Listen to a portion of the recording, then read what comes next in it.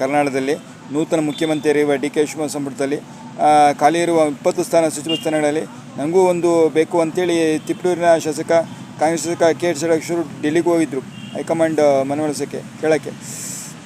ಈಗ 13 ಸ್ಥಾನ ತುಂಬಿದ್ದಾವೆ. ಇನ್ನು ಕಳೆದ ಉಳಿದಲು ಮುಖ್ಯಮಂತ್ರಿ ಸೇನೆ ಸೇರಿದಂತೆ 14 ಸ್ಥಾನ ತುಂಬಿದ್ದಾವೆ. 20 ಸ್ಥಾನ ಕಳೆದು ಉಳಿವೆ.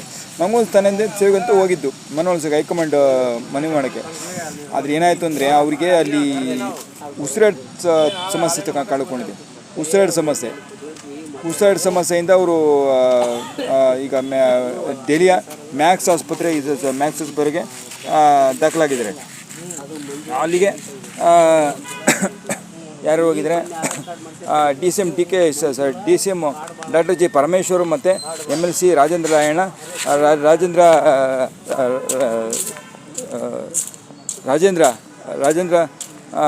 ಹೋಗಿದ್ದಾರೆ. MLC ಹೋಗ್ಬಿಟ್ಟು ವಿಚಾರಿಸಿ ಅವರಿಗೆ ಸಹಕಾರ ವೈದ್ಯರು ಸರಿಯಾಗಿ ಟ್ರೀಟ್ಮೆಂಟ್ ಕೊಡಬೇಕಂತ ಹೇಳಿದ್ದಾರೆ. ಈಗ ಅವ್ರ ಆರೋಗ್ಯ ಸ್ಥಿರವಾಗಿದೆ ಅಂತ ಕೇಳಿಬರ್ತಿದೆ. ಆಮೇಲೆ KRSನಲ್ಲಿ ಈಗ ಎಷ್ಟು ಇದೆ? 124 ಫುಲ್ ಸ್ಟೋರೇಜು. ಆದರೆ ಇಲ್ಲಿ ಎಷ್ಟಿದೆ ನೋಡು, ಕೇವಲ 81 ಅಡಿ ಇದೆ.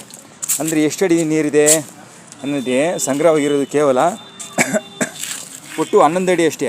ಆ 11 ಅಡಿಯೊಳಗೆ ಬಳಕೆಗೆ ನೀರಿಗೆ ಕುಡಿ ನೀರಿಗೆ ಬೇಕೇ ಇರೋದು 7 TMC ನೀರು.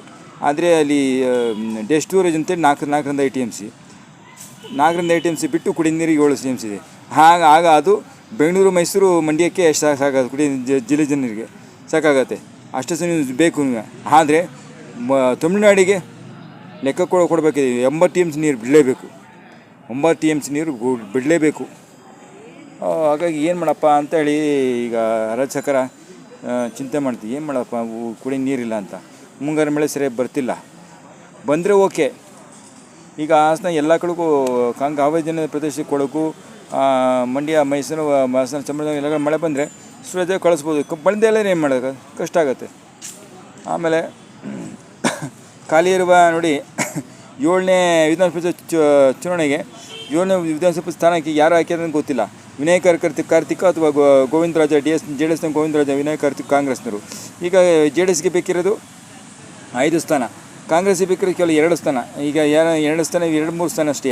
ಅವರಿಗೆ ಎರಡು JT ದೇವೇಗೌಡರು ಈ ಪಕ್ಷ JDS ಬಂಡೆಯ ನಾಯಕ, ಅವರು ಒಬ್ಬ ಶಾಸಕರು. ಆಮೇಲೆ ಏನಾದರೂ BJP ಉಚ್ಚಟ ಶಾಸಕರು ಈಶ್ವರ್ ಮೆಂಪರು ಮತ್ತು ಸೋಮಶೇಖರು ಬೆಂಬಲಿಸಿಬಿಟ್ರೆ ಮುಗಿದೋಗ್ಬಿಡುತ್ತೆ, ಗೆದ್ದುಬಿಡ್ತಾರೆ. ಆದರೆ BJP ಬಿಟ್ಕೊಡಲ್ಲ JDSನ. ಇದೆಲ್ಲ